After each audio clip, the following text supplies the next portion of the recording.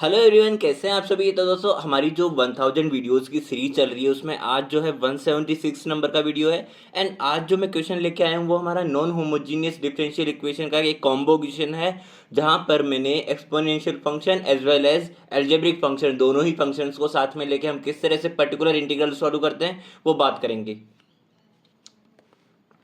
So first of all तो हमारी जो इक्वेशन है वो है D square plus 4d-12 y is equal to e⁻²x x-1। ठीक है, जहां पे d का क्या मतलब है, d/dx, जिसे हम कहते हैं डिफरेंशियल ऑपरेटर। ठीक है, अब फर्स्ट हाफ में अगर मैं बात करूं, यहाँ पे ऐसे क्वेश्चंस में हम दो पार्ट्स में क्वेश्चन को सॉल्व करते हैं, जहाँ पे फर्स्ट हाफ में हम करते हैं सॉल्व फॉर कॉम्प्लीमेंट्री फंक्शन। अब कॉम्प्लीमेंट्री फंक्शन का क्या मतलब है कि हमारे पास जो एलएचएस में फंक्शन बन रहा है ना, एलएचएस में डी स्क्वायर प्लस 4d-12, जो ये वाला पार्ट है इसका सॉल्व कैसे होगा, यहाँ से जो हमारे पास में निकल के आएगा सॉल्यूशन, उसे हम कहते हैं कॉम्प्लीमेंट्री फंक्शन। ठीक है, तो यहाँ से मैंने जो d है, d/dx जिसे हम कह रहे हैं, उसको मैंने ओपन करके लिख दिया है। तो यहाँ पे डी स्क्वायर था, यानी कि जब हम y को अंदर मल्टीप्लाई करेंगे तो डी स्क्वायर वाई अपॉन में डी एक्स स्क्वायर प्लस में 4dy/dx माइनस में 12y इज इक्वल टू हमारा RHS में जो है वो एज इट इज। ठीक है, अब यहाँ से मुझे इसको सॉल्व करने के लिए फर्स्ट ऑफ ऑल तो यहाँ पे ऑक्सिलरी इक्वेशन को इंट्रोड्यूस करना पड़ेगा। एंड ऑक्सिलरी इक्वेशन में कन्वर्ट करने के लिए मुझे y is equal to e⁻mx substitute करना पड़ता है। अब यहाँ पे आप देखेंगे कि केवल y is equal to e⁻mx substitute करना ही इनफ नहीं होगा, मुझे y का with respect to x differentiation भी चाहिए। तो इसी ऑर्डर में यहाँ पे first differentiation and second differentiation मैंने निकाल लिया है, जहाँ पे मेरे पास में जो फर्स्ट डिफरेंशिएशन है वो आया m e⁻mx एंड सेकंड आ जाएगा m² e⁻mx। अब यहाँ पे इन दोनों तीनों वैल्यूज को मैंने यहाँ पे रखा, तो मेरे पास में जब y को कॉमन लेके बाहर निकाल लूंगा, यानी कि e⁻mx को मैंने बाहर निकाल लिया, तो मेरे पास में जो रिमेनिंग रहेगा वो रहेगा m² प्लस 4m-12, और यहाँ पे इज इक्वल टू 0 ले लेंगे क्योंकि हम पहले बात कर रहे हैं कॉम्प्लीमेंट्री फंक्शन की। ठीक है, तो यहाँ से मेरे पास ऑक्सिलरी इक्वेशन जो फॉर्म होगी वो होगी m² plus 4m-12 is equal to 0। अब यहाँ पे इसके फैक्टर्स आपको कैसे करने हैं, देखो यहाँ पे 4m के फैक्टर्स मुझे जो दिख रहे हैं इस कंडीशन में, वो दिख रहे हैं कि यहाँ पे इन दोनों को मल्टीप्लाई जब मैं करूंगा तो क्या आएगा -12m²। तो मेरे को 4m को इस तरह से दो टुकड़ों में तोड़ना है ना, कि उनको जोड़ने पर मेरे पास क्या है 4m, और उनको आपस में मल्टीप्लाई करने पे क्या है -12m², यानी कि यहाँ पे 6 इंटू -2 क्या आ रहा है -12 आ रहा है, एंड m², तो -12m² भी कंडीशन फुलफिल हो रही है। तो यहाँ से मेरे पास में बनेगा, जब मैं m कॉमन लूंगा तो मेरे पास आएगा m+6, -2 कॉमन लूंगा तो अगेन m+6, तो यहाँ से मैं m+6 को बाहर निकाल लिया एंड m-2। सो इस ऑक्सिलरी इक्वेशन के मेरे को जो रूट्स मिले हैं वो मिले हैं m is equal to -6 and 2, जो कि अपने आप में रियल एंड डिस्टिंक्ट रूट है। डिस्टिंक्ट का क्या मतलब है कि ये दोनों आपस में डिफरेंट है। ठीक है, सो जब हमारे पास रियल एंड डिस्टिंक्ट रूट होते हैं तो हमें क्या करना पड़ता है CF निकालने के लिए, y is equal to c1e⁻, जो x का कोफिशिएंट है उसमें हमारा फैक्टर आ जाएगा, रूट जो हमने निकाला है ना वो आ जाएगा, तो -6x प्लस में c2e⁻2x आ जाएगा। तो ये मेरा हो गया फर्स्ट हाफ कंप्लीट। अब सेकंड हाफ की बात करते हैं कि कैसे निकालेंगे।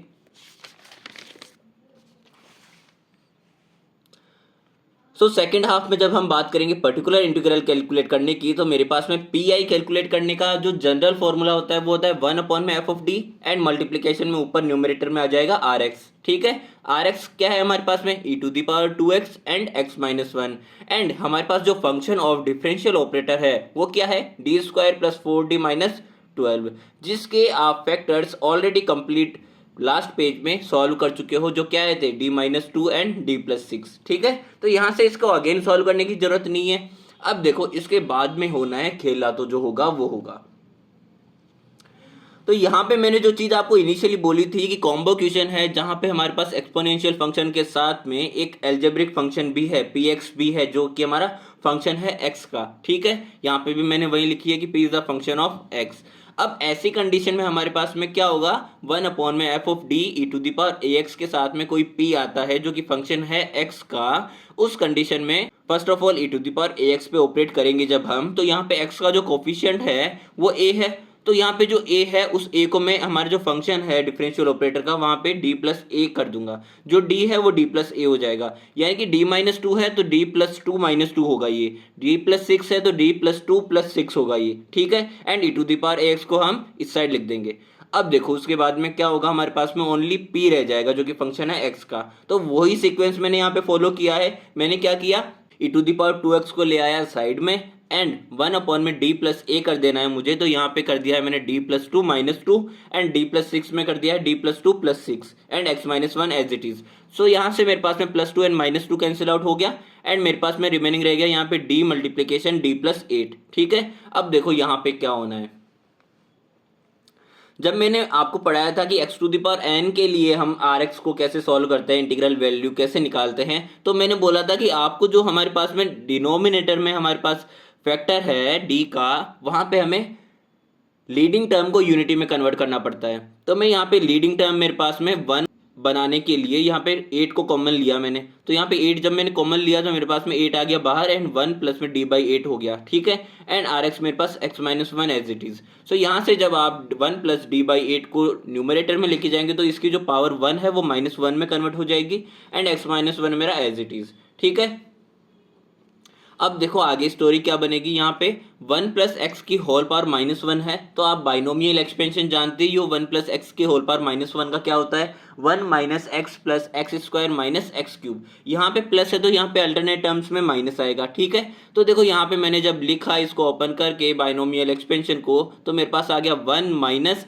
d/8 प्लस में d स्क्वायर बाई 8 इंटू 8। ठीक है, अब इस डी स्क्वायर का मेरे पास कोई सेंस नहीं बनता जब तक मेरे पास में यहाँ पे एक्स स्क्वायर का कोई टर्म नहीं है, क्योंकि मैं फर्स्ट टाइम देखो यहाँ पे मैंने अंदर मल्टीप्लाई किया पहले तो मेरे पास आ गया x minus 1 as it is. ठीक है, एंड जब मैं यहाँ पे d के लिए यहाँ पे ऑपरेट कर रहा हूँ, यानी कि इसका वन टाइम डिफरेंशिएशन कर रहा हूँ विद रेस्पेक्ट टू x, तो मेरे पास में x का हो जाएगा 1, ठीक है 1, एंड 1 का हो जाएगा 0। तो यहाँ से केवल मेरे पास 1/8 बचेगा, क्योंकि मेरे पास जब मैं इसको सेकेंड टाइम ऑपरेट करूंगा, यानी कि इसका जब मैं सेकंड टाइम डिफरेंशिएशन निकालूंगा विद रेस्पेक्ट टू x, तो मेरे पास में क्या आएगा, x का वन टाइम तो हो गया है 1, अब 1 जो कि कांस्टेंट है तो कांस्टेंट का तो 0 आ जाएगा ना, तो मेरे पास में 0 बन गया। ठीक है, तो यहाँ से मेरे पास में आ जाएगा e⁻2x multiplication 1/8d and x minus 1 minus में 1/8। सो यहाँ से मैंने जब सॉल्व करके लिखा तो मेरे पास आ गया e⁻2x multiplication 1/8d and x minus 9/8। अब यहाँ पे आपको ये चीज़ याद रखनी है कि जब हमारे पास में 1/d f ऑफ x होता है तो मेरे पास में इंटीग्रेट करना रहता है f ऑफ x को x के रेस्पेक्ट में। ठीक है, तो मेरे पास में आ जाएगा यहाँ पे x का integration with respect to x आ जाएगा x स्क्वायर बाई 2 एंड 9/8 का आ जाएगा 9/8x। ठीक है, तो मेरे पास में ये फाइनली जब हम साथ में लिखेंगे तो मेरे पास आएगा e⁻2x/8 and x square minus 2 minus 9x/8, जो कि हमारा है particular integral. So second half भी कंप्लीट हो गया।